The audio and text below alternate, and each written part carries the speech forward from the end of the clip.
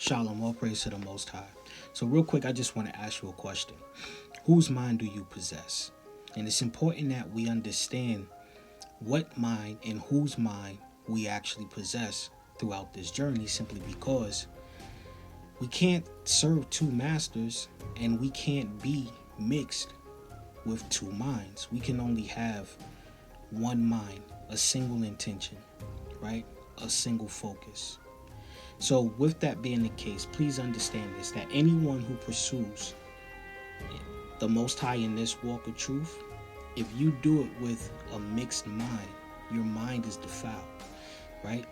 We understand according to the law, when it was dealing with that of fabrics, dealing with that of mixing our breeds and things of that nature, the Most High didn't approve of that. And so it is the same thing when it comes to our mind. We cannot live our life with two minds. Either we're going to have a mind of the Ruach or a mind of the Spirit, or a cardinal mind, which is a mind of the flesh. But in this life, we cannot live with a double mind. In the book of James, chapter 1, I believe it's verse 8, the scripture tells us that a double-minded man is unstable in all his ways. That type of person should not expect anything from the Most High. Why? Because he's double-minded, unstable in all his ways.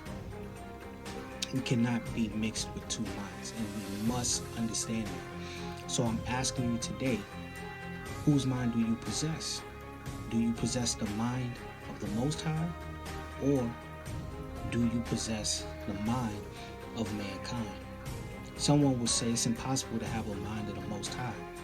Well, that would be untrue, simply because that was the whole purpose of him sending forth his word, right? That was the whole purpose of him even giving us the law, statutes, and commandments, is so that we can be on the same frequency of thought as he.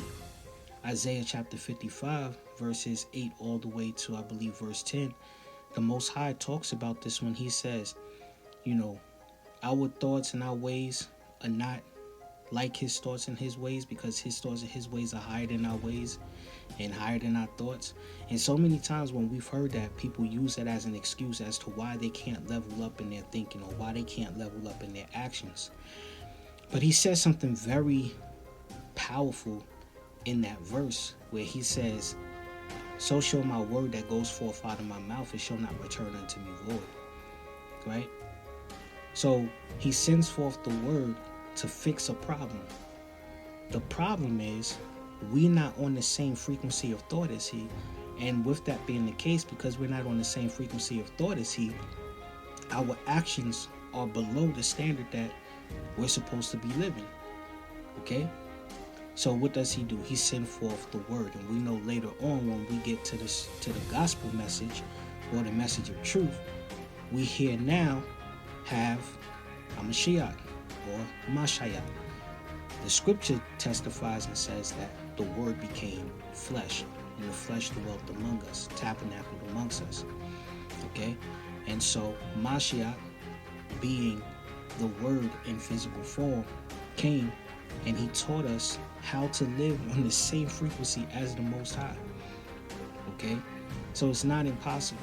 The question is, are you going to adapt the mind of the Mashiach, or are you going to continue to hold on to your own thoughts and the thoughts of mankind? This is the question I got to ask you today. Whose mind do you possess?